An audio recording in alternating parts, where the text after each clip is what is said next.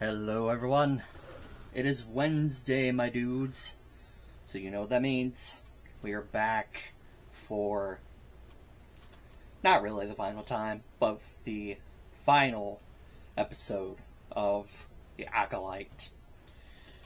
This is the spoiler-free video talking about episode 8, the finale of the Acolyte Season 1,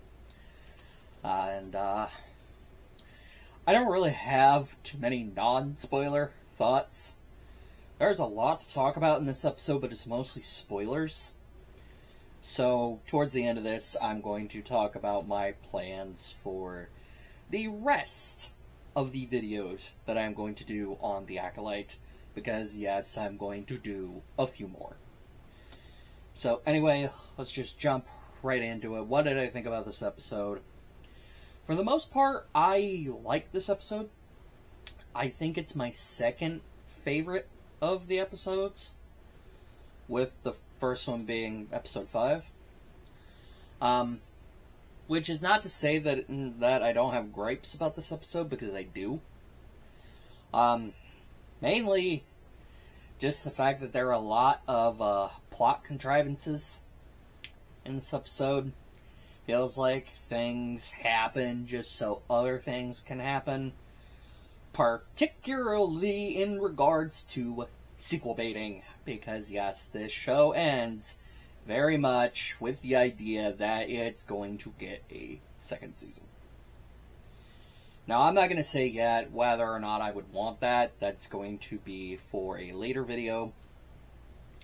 And as for the list of contrivances that I picked up on in the show, well, that's going to go in the spoiler talk. Because, again, it's... yeah, there's some major spoilers. One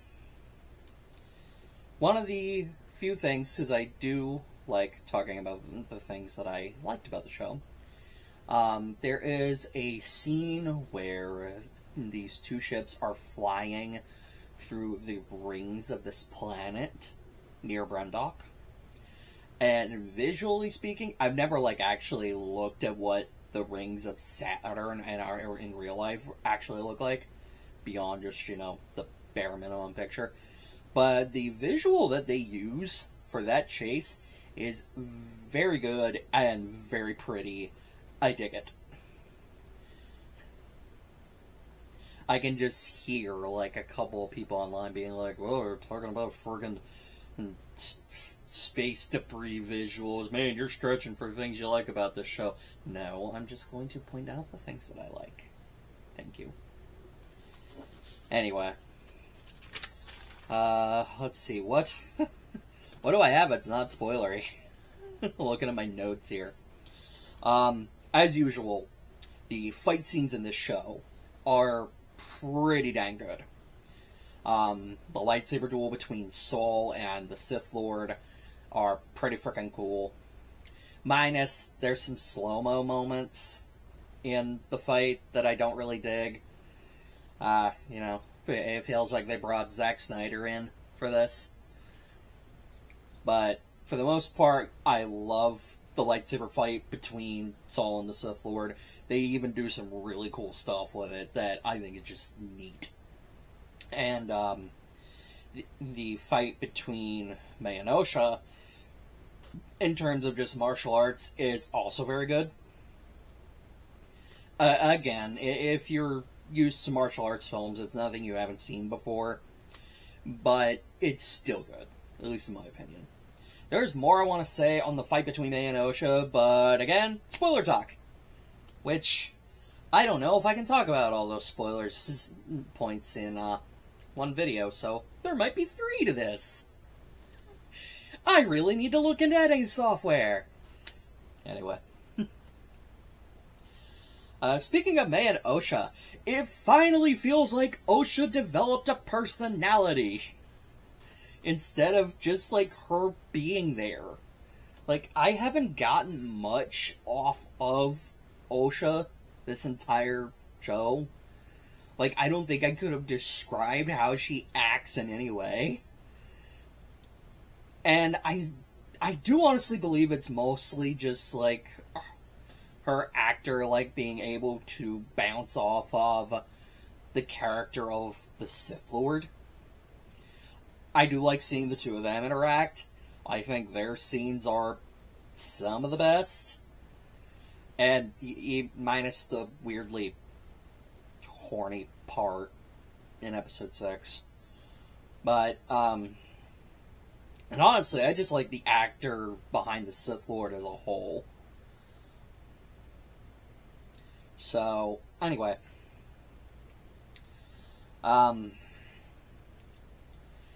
of the things I did not like, the scene with Vernestra and the Senator feels very preachy. It very much feels like this, like, the hand of the author, or in this case, the voice of the author, is coming through and is dictating to you either how you're supposed to feel about the Jedi in this show, or how they feel about the Jedi. It seemed very, very preachy. That's just my take on it. One of the final things I really have to say about this, and it's kind of on a negative point, which I don't want to end on a negative point, but it's kind of the last thing that I have in my notes. The love, and while that word is not directly used, it is very closely used. Like it's close to being used. The love felt between by Saul for Osha is kind of creepy. It's very creepy. Like it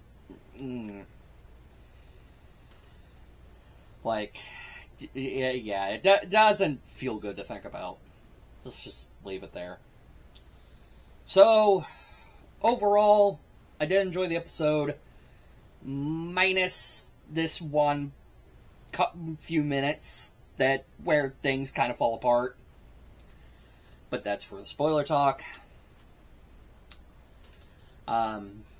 It did bring the quality of the episode down overall.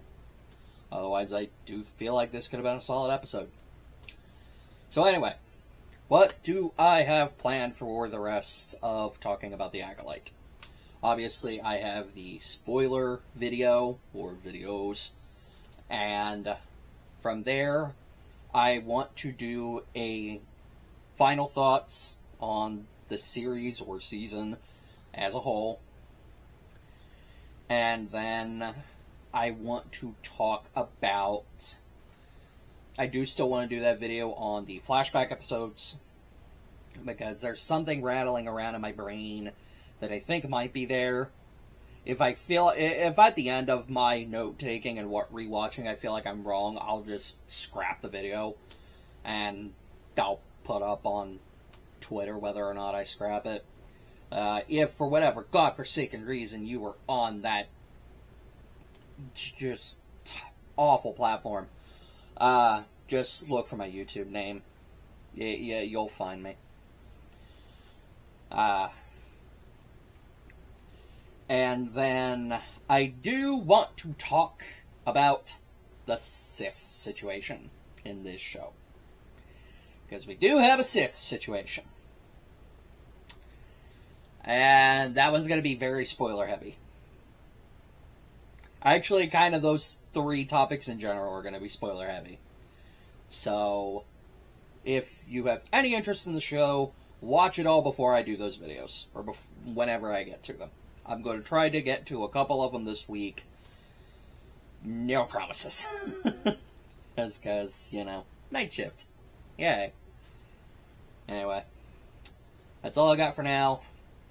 I will see you next time. Till then, may the Force be with you.